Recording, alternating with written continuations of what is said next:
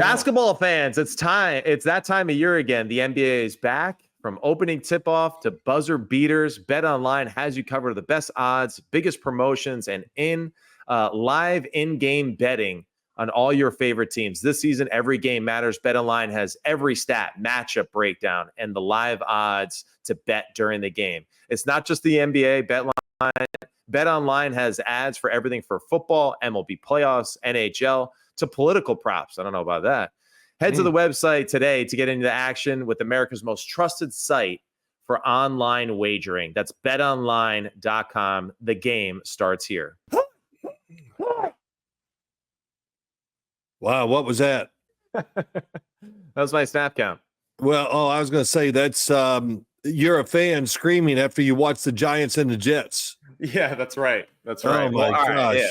Hey, Yeah, it's Sims Complete. I'm Matt Sims. He's Phil Sims. That's how we feel today after watching both the Giants and the Jets it was rough. play this past weekend. Yeah, it was a rough weekend. But Big Phil, you were in the booth, right, this past weekend? Yes, I was in there with Jerry Recco, who does the updates at WFAN, and the great, well, he thinks he's great, Boomer Esiason. He was next to me. And then Greg Giannotti was the sideline reporter, who's Boomer's partner on WFAN every morning. And we had a lot of fun. But it was fun to do the game, to watch it and all that. But I'm not going to say we're both going, oh, go Giants. But we're just like, wow, the game, you just realize at a certain point they have no chance of winning. Then it becomes a real drag. And I'll say this, and I said it on the air, Matt. Yeah.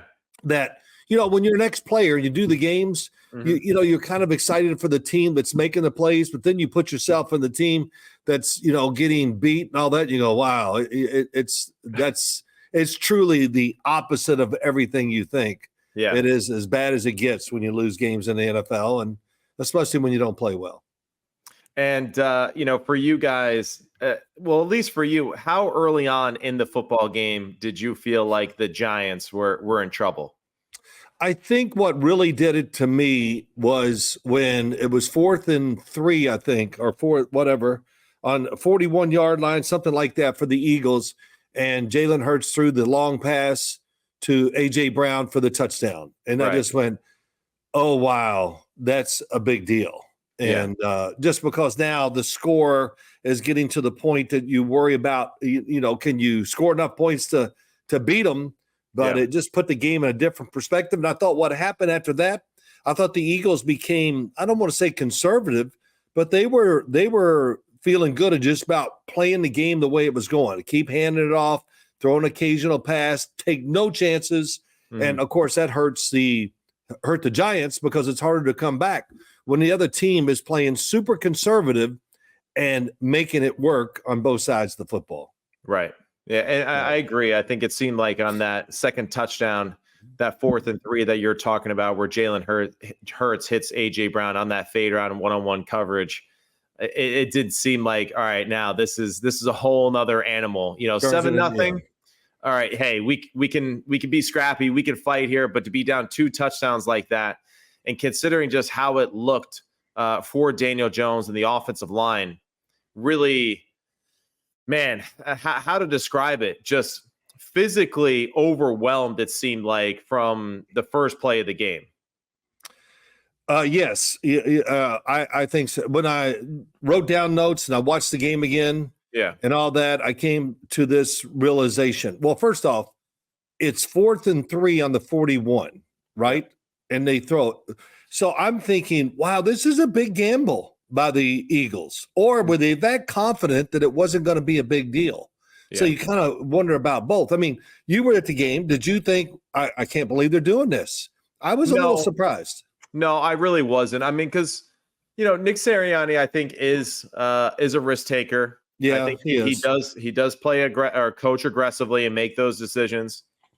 And at that point in the game, despite it only being 7-0, there was nothing that I saw from the New York Giants offensively that made me think, okay, here's something to build on.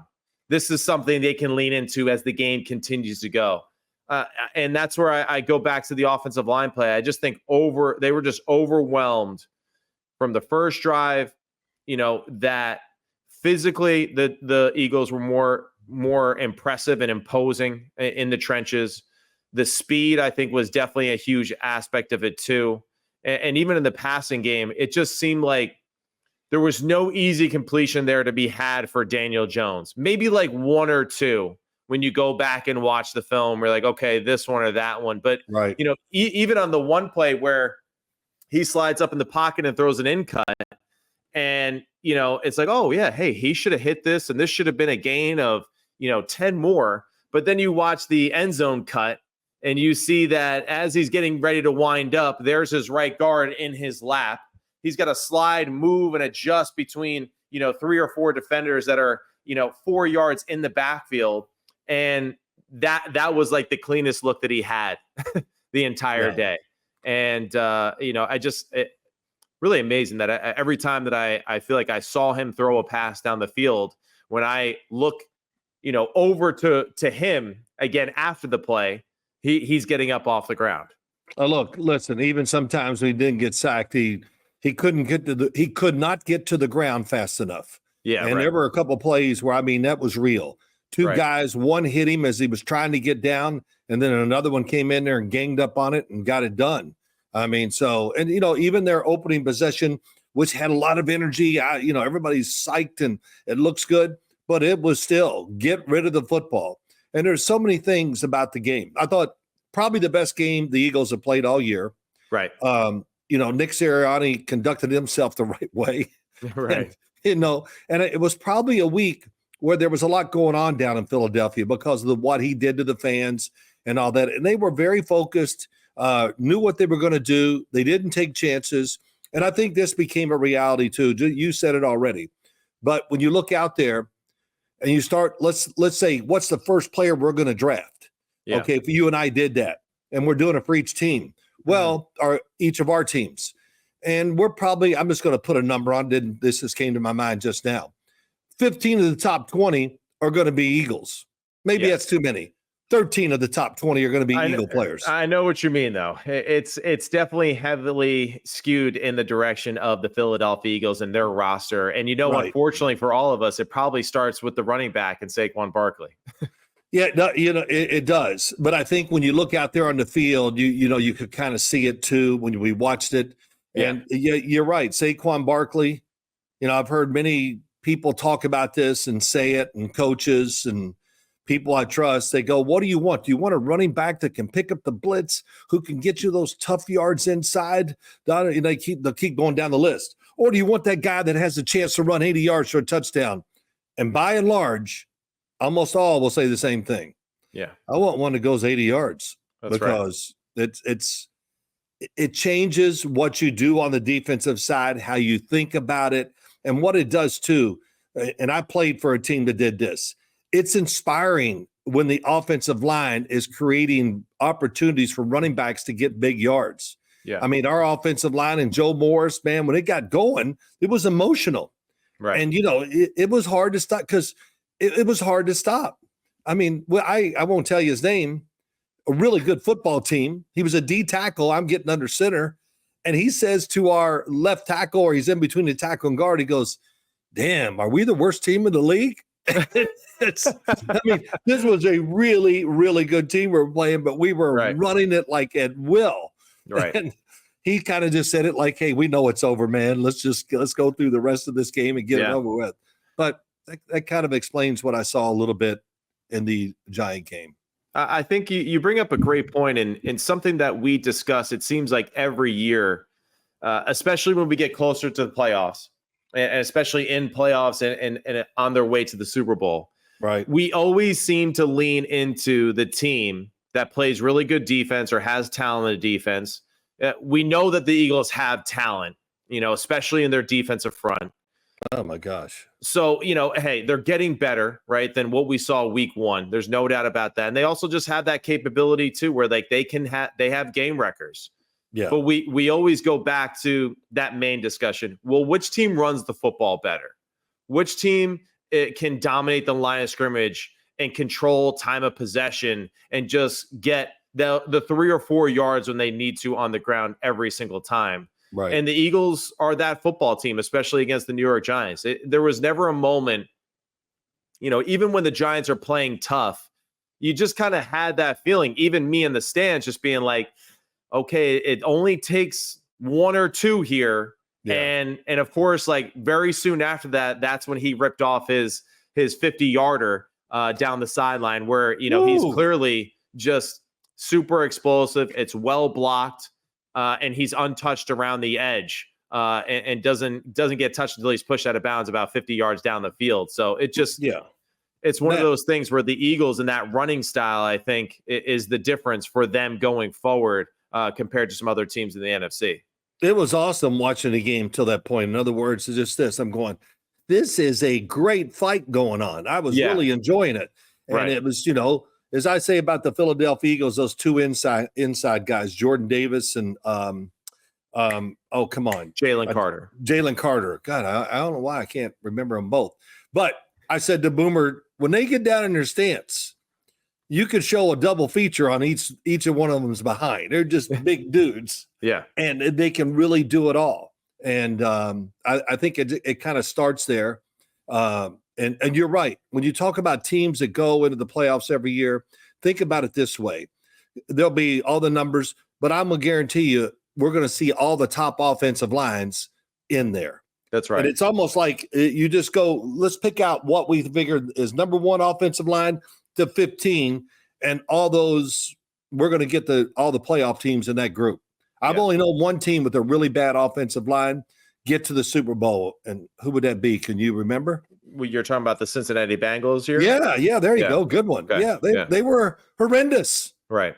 Couldn't protect at all. But Joe Burrow was creative magic and fought his way through it, almost had a chance to beat the Rams in that Super Bowl. So right.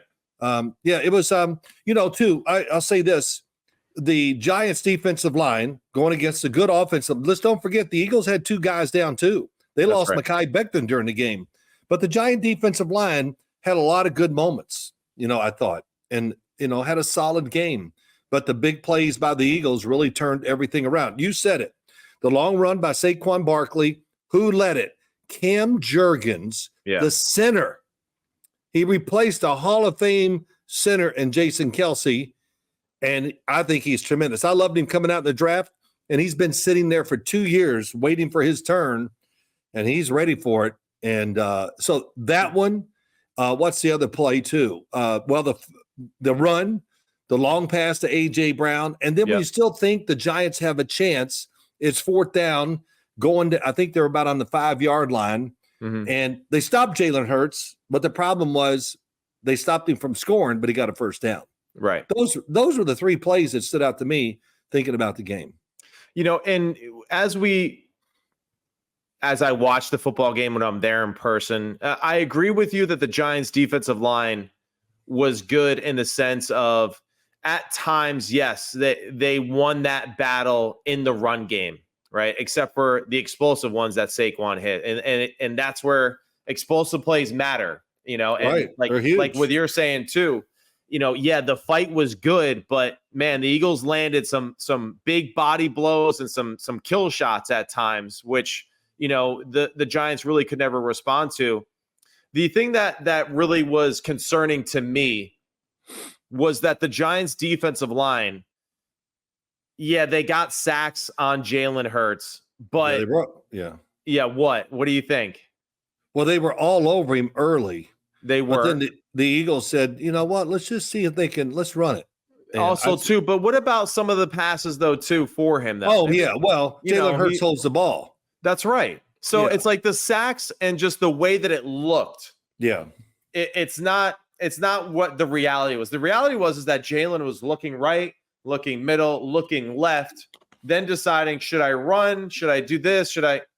Okay, all right, now I'll take the sack, or now there's no way to get out because it just eventually it got overrun. But there wasn't any like immediate rush on Jalen Hurts. There wasn't that pressure of like, you're caught off guard and he has to react the same way that Daniel Jones was. Yeah. Daniel Jones, he's taking 2 or 3 steps and all of a sudden someone's there already, collapsing the pocket or forcing him to move and getting in his way. Whereas with Jalen, he was able to go through his progression and then decide after scrambling around or buying time to either throw it away or take a sack. And in his case, he doesn't throw the football away. He's going to take the sack every time.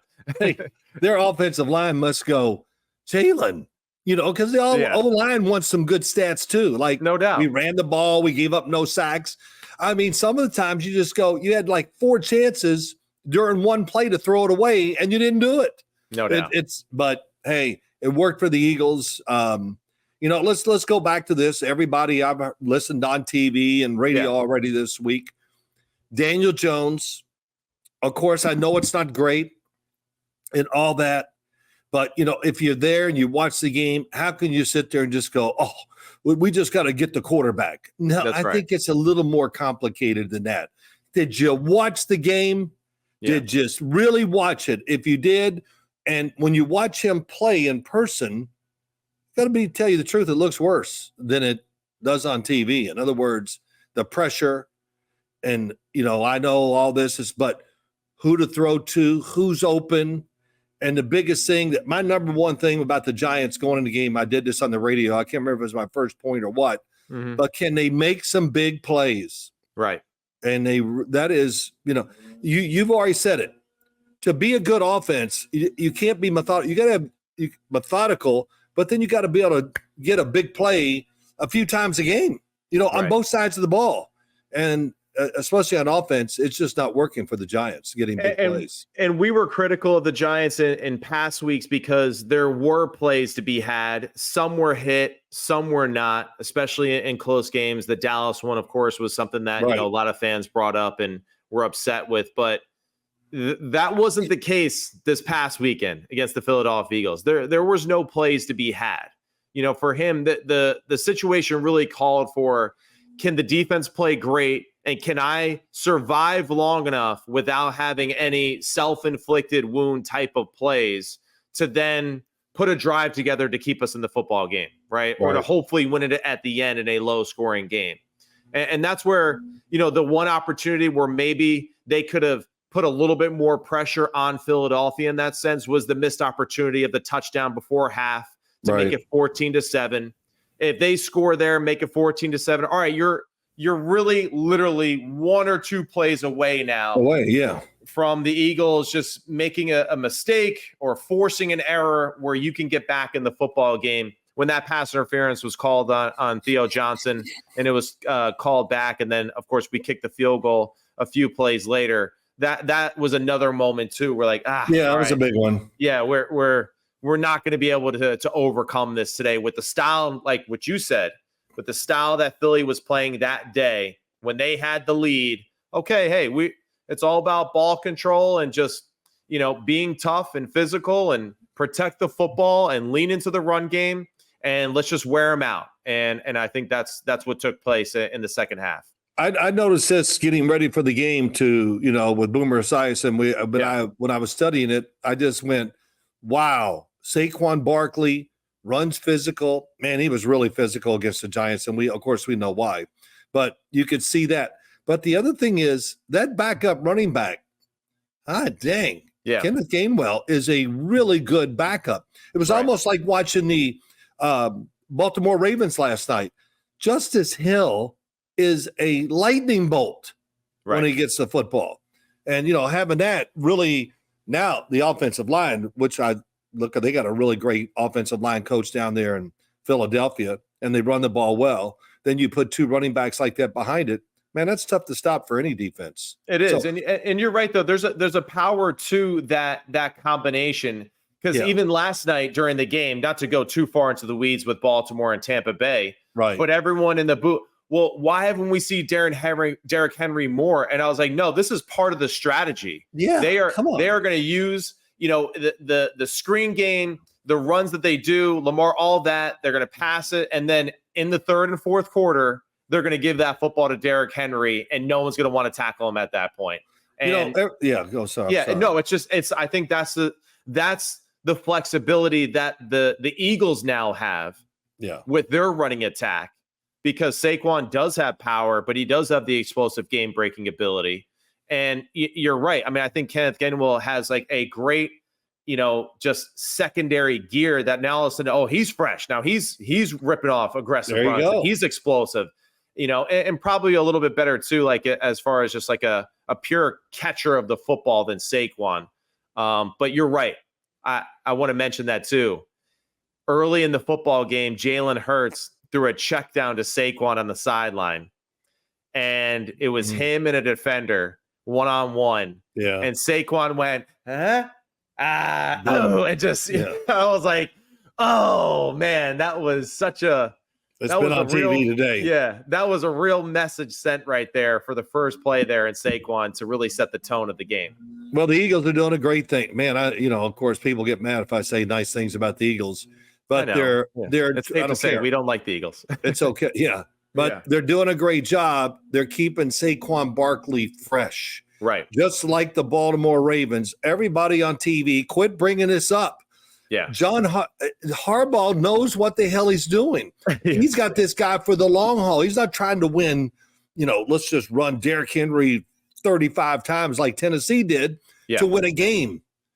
They got more weapons than that. And there's, so they're managing him great. And you're right. Let somebody go in there and soften him up and then put the big guy in, let him run a few over and everything else. No, that's a real thing too. And I feel like that's even like Tampa Bay used to do that with Mike Allstott back in the day. You know, it's like he was the complimentary back, but then at the end of the game, that's all you saw. And for the Eagles, let's remember too. Damn, this shows a lot about the Eagles. I hate it, but for their running attack, we didn't see the Jalen Hurts runs, but we know that that's going to be part of their arsenal with those two backs and their offensive line as they continue to go into the season. So that's something to keep an eye on. And again, another difficult thing to prepare for when now you have the two backs, the great O-line play, and the quarterback who can do a few things on the ground too for you. And when they run the football well, they get single high coverage. They get one-on-one opportunities, and that's where you get the A.J. Brown, Devontae Smith show when they're healthy and out there, and how dynamic they are when they are healthy for this football team, how it just totally changes how they look. Yeah, I will say this, and I said it on the radio, and I would have said it if I was on TV too. Jalen Hurts could have pulled the football 15 times during that game and got good runs, but it wasn't part of the program. And the thing I will say this about the Eagles, one last thing about them is that they got more runs in there now for Jalen Hurts than they've had in the past. Right. And I was writing them down, getting ready for the game, and going, damn, they got a lot. They got the speed option going. They got a little bit of everything. Yeah. And they stole some of the running plays from Baltimore with Lamar Jackson. They're pulling the backside guard. They got them going everywhere and creating running opportunities for Jalen Hurts. So, hey, we said all this, but it was really when I studied Philadelphia and getting ready for the game, I said, boy, this can be a close game, and the Giants just got to find a way to win it in the fourth quarter. Right. And as time went on, it took a while, but you realize this is going to be really tough to hang in there. And I don't know what else to say about the Giants. It was rough. The offensive line, it was shoveled. That was rough right from the start. I wrote this down too, Matt. The very first pass of the game by Daniel Jones, everybody on the defensive front was 4 yards in the backfield, and it was a quick pass. Yeah. The push was like, oh my gosh, well, maybe they got to get into the game. I'm thinking with the O-line, but it was hard. It was hard they're big and they got speed, man. That's a great combination in the NFL. Yeah, and the two guys I think that just constantly showed up in this one too, and the Giants I think had a really tough time matching up with them because of their speed and explosiveness. Is Jalen Carter and Nakobe Dean. Those are the two guys that just, when you see them on the field, Nakobe Dean, it's fast, it's speed off the edge, and it is very noticeable right from the start. This guy has a different motor and speed that he is working at. Because the Giants, they were protecting relatively well all season, but you could see that it was a different class of pass rush that they saw this past weekend, and it really took them by storm. Yeah, Nakobe Dean timed up a blitz as the middle linebacker. Man, that was scary. Oh my gosh. And Yep. the center was a little late. I mean, Schmitz was a little late, but he saw him and it's too late. It didn't matter. Gosh, that's the play that I just went, wow, I got to start studying this guy a little more and follow him and just see if but I knew enough, it's getting ready for the game. You start writing names down. Damn, there's another good one. There's another good player. So whatever. Yeah, it's gonna be tough for that's the thing. They're talented as hell. So we'll see if they kind of like just piece it all together as the year goes and get better. And for Schmitzy, hey, I'll take the holding call. Keep our quarterback healthy. I don't give a damn what you do. Hold him. But the problem was when you get surprised like that, you don't have a chance. So let me ask you this real quick. There was no chance. You're right. Big guy. Yeah. Do you like hats? Do I like hats? Yes. I'm getting that stage of life where I don't like combing my hair or doing anything. Put a hat on and let's go. All right. Well, hey, I know a really good brand that makes some really good hats. They have durability, comfort, and fit, sizing for everyone, even your big head, Big Phil, they'll fit. Okay. Melin hats. Right. That's MELIN. Melin. They make really good hats, machine washable. They got stuff where you can wear it now and jump in the pool, get sweaty, work out, and all that kind of stuff. You can wash them, take care of them. They last forever. They also, too, have a thermal collection that's coming out for the wintertime. Right. So if you need to keep your head nice and warm and cozy there when you're calling the games later this year, they make a great thermal collection, too, for those guys. So Melin, that's MELIN.com. Check out Melin hats. Yeah. Big guy, you want to add to that? Yeah, I want to add something to your smart ass remarks here. I wear the Melin hat and it fits perfect and it makes my head look smaller. So there you go. Well, just remember, they're not your average hats. Melin makes the most premium, durable headwear in the world. Whether you're tailgating, working out on the golf course, or even just watching the Jets and Giants like Big Phil is, and he wants to tear his hair out, the Melin hat protects him from doing that. So check out Melin. MELIN.com. And hey, tell him Phil sent you. There you go. Give me 10 seconds. The Giants going to Pittsburgh. Do they match up well against the Steelers or not? There's a lot of things that I think are very similar with Pittsburgh and with the Philadelphia Eagles, and it starts with just like their edge pressure, So we know that Cam Hayward, he's great in the middle, but the edge guys, TJ Watt and Highsmith, they're playing really good football. You can see even the Jets had struggled with Highsmith at times a week ago. So I think it's another tough matchup, I think, for them, considering that Russell Wilson in that offense definitely looked that much better. And I guess, hey, let's go right into it. It's going to be a tough matchup for the Giants because, man, the Jets and the Pittsburgh Steelers, that wasn't ideal in a lot of ways. It started out like it was decent for the Jets. Like, all right, hey, they're getting better. We'll see what happens here. And that was that changed pretty quickly there to start the second half. Just your thoughts as far as how the Jets looked offensively with Devontae Smith and your takeaways from that football game. Well, let's see. Where do I start? I know. No, but the Jets really didn't try to run the ball against Pittsburgh because that's the right thing to do. Run it to try to keep the game honest. But Pittsburgh history this year, they're really good at stopping the run.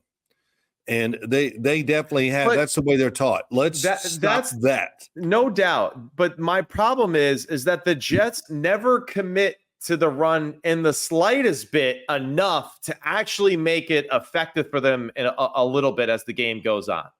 And how can you develop toughness as a running front too when you bail on it halfway through the second quarter? That's where I get a little frustrated with the Jets because even Ulbrich at halftime of that football game, I like to see us run the football a little bit more. And they didn't. I'm sorry. Go ahead. Well, no, it was great. Yeah. Running the football, you just got to be, you just can't stress over, it's 2nd and 9. Yeah. And you just can't do that. And it must be hard for offensive coordinators because the pass is so much easier. And really, let's think about it. The I could design 15 pass plays by the time you draw up one run play. Right. I mean, so that makes it easy too. And they got all these ideas in the pass game, and so the run gets pushed to the side. Instead, there is a mentality to it. Yeah. And especially if your defense is playing well, then you have even more time to stay with what you're trying to do. Toughen your team up, let your offensive line hit the other guy instead of backpedaling and going, holy Christ, don't want to get run over, things like that. I mean, it really is true. And one of the notes I wrote down about the Jets, there's no rhythm to the offense. And a lot of that's because the run game is not used enough. In other words, they got a screenplay. Oh my gosh, and slants. Listen, you keep throwing these slants, you're gonna lose a game because of it. Because you saw Pittsburgh, they were trying to time and jump a lot. And I was gonna write down how many knockdown passes they got, but I get going with so many things. They knocked down 6 passes. It says 6 pass deflections. I want to say at the line of scrimmage, they probably got 2. I was going to say 2 or 3 that I remember. That top of my head, I want to say they at least got 2 at the line of scrimmage. And, I will say this too. Aaron Rodgers, 2 interceptions. He was unlucky. I mean, the first interception, that was just a great play by Bishop, reaching back and, intercepting it with one hand. I could kind of see why he threw it in there. It was tight, but damn, he threw the ball. It was a missile. It was probably a foot too far to the left or whatever. But the second interception too, oh my gosh, he threw a great pass, right, to Garrett Wilson. Great pass. Yeah. Not a big window, but enough for him. It was wide open for him. He threw it right on target and off the chest, intercepted. So those were 2 plays that definitely had a lot to do with the Pittsburgh Steelers winning. Yeah, and it's strange though too, because I watched the game, and Aaron Rodgers got all this experience, one of the greatest quarterbacks of all time. He does throw his receivers, though, it seems like, into some, hey, catch it because you're going to get killed. So you might as well just catch it. And I feel like that's kind of what happened. That's what's been happening to Garrett Wilson, I feel like, the past few weeks, where it's like, catch the ball. But it's also like, how many times are we going to throw it where, we're getting hit by the corner and the safety simultaneously and just getting our heads ripped off? And again, it goes back to the discussion of they don't do enough on offense to actually make defenders make decisions and put them in binds and open up space. And, Chris Collinsworth, hey, God love him. But, if I have to hear him compliment Aaron Rodgers on why they signed Devonta Adams to catch a slant route or an option route in the slot, I mean, come on, man. It's just like it gets so old so quick. There has to be more to this offense. Yeah. If they want to be successful. And no doubt. There's got to be a rhythm to it. You get the defense sitting there going, is it a run? Is it a play action? Is it a boot? Is it a long throw down the field? We know when he gets bump and run, Aaron's going to throw it deep down the sideline or throw the back shoulder. We've said that 1,000 times, and it's there every single game. That you got to think that way. Right. So, like I said, it just has I guess it comes down to this. The offense doesn't connect for me. Yeah. I don't see the connections with everything. Right. I mean, I was watching Detroit, and I just went, yes, God almighty, run plays that turned into play actions and routes that were set up, and they changed them at the right time for something different. And they had the defense guessing the whole day over there. Right. I mean, God, guys are coming wide open against Minnesota's defense and Brian Flores. So that's what I mean by the rhythm. You really see that. Probably one of the best in the NFL is the Detroit Lions. So I don't want to get off on that. Here's the other thing. It's real though. You're right though. The orchestration of the plays, the buildup of plays, the complementary plays really do. They work in your favor as the game goes, because now the defense says, oh, here's that run. No, it's not. It's that run that we want you to think is the run. That now is the play action pass. And we're taking advantage of someone being over aggressive in that situation. Really So, good. Well said. yeah. Here you go. You ready? Yeah. Let's run the ball. Jalen Warren and who am I missing? Oh, Najee Harris. I mean, Yeah. listen, they had one. You could tell they're taught one thing. If you don't plow it up in there, we'll take your butt out. Right. And that's how you get playing time in Pittsburgh. Right. You run with power and you get the extra yards. Yeah. This is not, some superstar running back where, don't take a big hit. No, they do that. But here, the case in point, how many times did Russell Wilson make a fake and throw, there's the tight end release, and after he blocked, and he catches it, runs for 10, 15 yards, whatever. I think there was 3 of them. Yep. And even Collinsworth said, the Jets finally got that one. They were ready for it or something. Right. Right. But that tells me a lot too. Tells me about connecting plays and running the football and taking advantage of it, but also a defense that sometimes can be too aggressive. Yeah. When you're too aggressive, you get outsmarted, then you can't recover or whatever. So, and I got to get back to this. The Jets were a little unlucky. They were. No doubt. Some of those catches, Russell Wilson, man, it just was meant to be. Yeah. The big moon ball they kept talking about, maybe there was one, but he was underthrowing everything. And I think the reason why is I watched him during the game, but we watched these games a second time. He was like aiming it. Russell Wilson was playing, I don't want to say scared, but he was so careful. And I understand that too, but it was it was over careful. No, I agree. I think he was playing a little nervous. I think he was playing like a guy who has a very small window of opportunity to be successful. And, it's easy to say, well, hey, just go out there and cut it loose. But I think Russell really understood, hey, if I don't play well and make good decisions here today, this will be my last opportunity to start. Because the team is 4-2, and Mike Tomlin is totally comfortable with winning the way that we have. And I got to do just all the things that Justin Fields was not doing. But what did we see, though, as the game went on? Yes, but he's taking those shots. And that's the biggest difference I saw from this Steelers offense with Russell as the starting quarterback compared to Justin Fields. Yeah. A lot of the throws that he gave the opportunities to Pat Freiermuth, to George Pickens, those don't even take place with Justin Fields if he's the starter. And that's the biggest difference that I think why Mike Tomlin and Arthur Smith made the decision to play Russell Wilson, because they're seeing these plays on film and they're saying, well, hey, it's our guy George Pickens versus the corner. Why are we not throwing this? Why are we not giving our guy an opportunity? Worst case scenario now, at least Russell is giving them that opportunity, and George Pickens repaid him. And we were reminded, too, that George Pickens, he's good. He's damn good.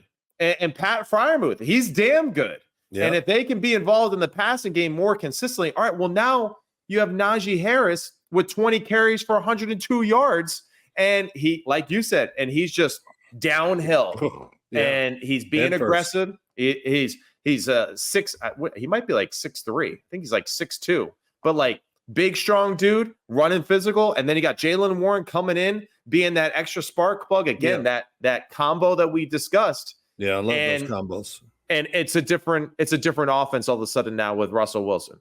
Yeah, no doubt. To just watching Russell play. Yeah, it was just interesting. And everybody was talking about why did they take Justin Fields out? Because if you look at his numbers, they're okay. They're good. He threw one interception, I think, in all of his starts. Right. But if you watch the games and you don't even have to be close, just watch enough of it, and you see didn't take advantage of this throw, didn't do this one. And I thought the Raider game, when it was over, they had to go in the locker room and the coaches went, we got to do something. This was scary. Yeah, right. In other words, it was to the point that, wow, you could lose to the Raiders? Right. And I'm not – the Raiders are just not good, period. Yep. And you go out there, you lose to them, you just go, well, that just ruined our season. No doubt. And that's what turned it around for him. And Russell, give him credit. I thought Arthur Smith called a really good game. Agreed. And this is what he wants to do. He likes to he does have the rhythm. He does connect the plays. And he did it at Tennessee. And he's, Didn't get to do it enough in Atlanta. And, sometimes you got to have a guy that can throw it somewhat. He didn't have that down in Atlanta. But really good job with Russell Wilson and a good job with Justin Fields, too. Yes. I thought he really made his offense fit it. So, and that's the key for this football team. I know a lot of people out there, they want to say it's this or it's that. What we learned through the first 7 weeks of the season now for the Pittsburgh Steelers is that they got a really good starter who's experienced, who's played in Super Bowls, who knows how to play and just manage the football game. And they also got a good backup too that brings another aspect to that offense. And if his number should be called again in the future, he's got the experience, the team will support him, and they'll be good to go. And hey, kudos again to Mike Tomlin. But that's the difference, I think, in the two football teams. One has a clear understanding of what their identity is and who they are. Yes. Despite having two quarterbacks that are new to that program. And then another team who I don't really know, what the identity is other than, let's just make sure we're doing what we can for Aaron Rodgers. And I don't know how successful you can be when you center your entire football team around one individual, especially too, as the injuries now for the Jets secondary just continue to get worse and worse. And they're getting a little thin back there now, and it's going to affect the way that they play defense for sure. Well, I know everybody's has already heard this and everything, but what Mike Tomlin said after the game about the quarterback situation, it's worked out great. He goes, well, that's why I'm well compensated. I mean, boy, he's awesome. That was brash, but it was funny. And then of course, as soon as he said it, he was up and he's gone. Yeah. But you're right. They know what they want to do as a football team. I do admire that. I do gripe about it sometimes. My gosh. Yeah. You got to open it up and get up with the ages sometimes. But then as I watch a game like we did against the Jets, you understand it's about toughness. They got a formula. They're not going to vary from it too much, and it works. The Jets, if you and we won't do it right here. Yeah. If we were making a list of quarterbacks this year, who's playing at what level, and we go down that list because we watch them and we kind of know what the situations are. Right. Where would Aaron Rodgers be on that list? I mean, wow. It's just not enough. Like we've said earlier, rhythm to it. And they got to get an idea. What do you want to be? Right. I guess that's what it is to me. What are you going to be? And it's like, here's one pass concept. Oh, here's another one. And we got a couple. Yeah. So we'll see how it goes for the Jets. No, I'm with you there. It's so glaring to me, because, ever since his departure from Green Bay, all I've seen is Green Bay's offense get better and better. And all I've seen is their play design get more creative and more dynamic and more aggressive. And, it favors greatly for them because even when they kind of get outplayed, they're still just one strike away from getting back in it. And that's where for the Jets, like, hey, they got to be, I keep hearing this word, they got to be more accountable. They got to be this, they got to be that, come on now. It's really simple. You got to just line up. You got to be disciplined with what's the plan, stick to the plan. All right. Of course, you always have these other things, to kind of bail you out.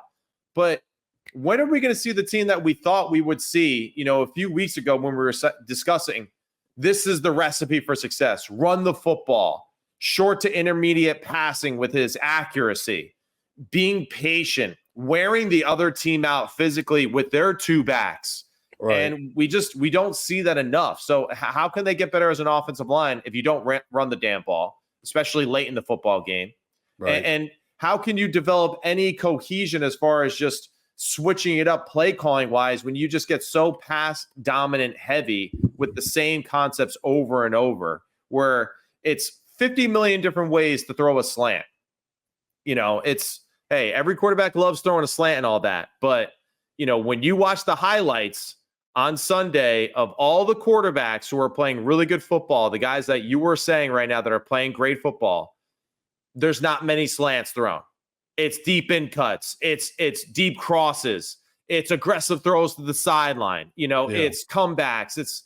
It's all that other stuff that are big chunks and gashes to the defense that really pick them apart. Not this dink and dunk, quick slant, okay, back shoulder fade. That's great, but there's got to be more chunks taken out of opposing defenses for your Jets offense. Matt, here we go. Giants, tough test coming up down in Pittsburgh. Yeah, no Jets, they're going to New England, right? Yep. Right. Yeah. I'm pretty sure. Yeah.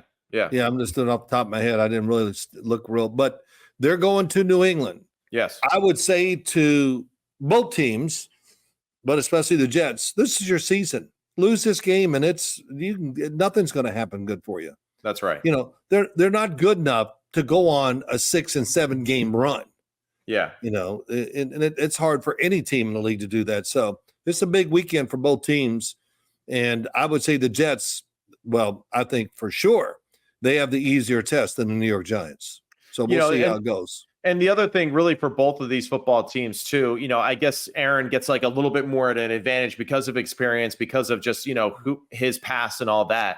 But, both of these teams if they both lose this weekend, it's really just, it's going to start caving in on them, because the New York media is just going to have an absolute field day.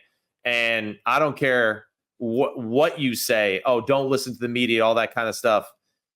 It doesn't matter. It's going to get too overwhelming for this if both teams lose in an especially ugly fashion. So that's where I agree with you. I think it is a must win. It absolutely is for the Jets. If they even hope to be a playoff team, forget the Super Bowl. We're just trying to make a wild card at this moment. But it's a big one for sure for both of them. All righty. That was good. Yeah, it's good. Giants, man, Jets. Yeah, you the man, dog. Okay. Nobody's ever said that to me like that. But that's okay. Yeah. Well, we'll see how it goes. We'll do our little quarterback thing again this week, I hope. Yep. It's and hopefully for the Jets and Giants, they start playing a little bit better too, because if it keeps getting uglier and uglier, we're going to start talking about other things in the NFL, Big Phil, because we can't just sit here and just gripe and bitch all day about the Jets and Giants. We need some positive talk. Okay, I hear you. All right, well we'll spend it any way we can, but whatever. Yeah. It's all good. It's all good. Yeah. And here we are. It's Tuesday, and I'm already anxious. I want to see the weekend games now. So we'll be back next Tuesday and talk about the Giants and Jets. Yeah, well, hey, don't go too far out there. We'll be back this week though. We'll be back this week. Our QB rankings. Yeah. Curious to see, who Big Phil is going to put on his top 5 list or his top 3 list with his 2 honorable mentions. I don't know. Yeah, there we go. Guy's a funny way of doing things, but that's my father, man. And hey, I'm Matt Sims. That's Phil Sims. This is Sims Complete. Like and subscribe. We'll be back with our QB breakdown later this week. All right. Thank you. See ya. Toodles. But hey, big guy, Chair Bundy, you've been having it after your workouts here recently, haven't you? Absolutely. I'll have one today once I get done working out, if I ever get done with you. So Chair Bundy tart cherry juice is packed with a ton of nutrients to help you protect yourself and strengthen your muscles post-workout. The thing that I love about him, right, it helps reduce inflammation. So even Big Phil, with all the food that he eats, all that crazy stuff, it's great for, the damaged joints and muscles and organs. It also helps repair and oxygenate your damaged muscles as well, with all the antioxidants and the fruits that are available in it. The other thing that I think is really cool too is that it protects against damaging free radicals and blood vessel rupture. So even when Big Phil's straight in to get that last rep, Chair Bundy will come to the aid. And also too, hey, you got to love this big guy, right? The melatonin, right? It helps with melatonin balance to help you keep in a more keep you in a better sleep cycle. So Chair Bundy does everything that you need to recover post-workout or post-Sims Complete podcast with your crazy father. Yes, maybe it'll get rid of the headache I get working with you, but okay. It's all good. It's a great thing. And you're right. Once I get done working out, I definitely take advantage of it. That a boy. That's Chair Bundy. Chair Bundy. Chair Bundy. Go Bundy.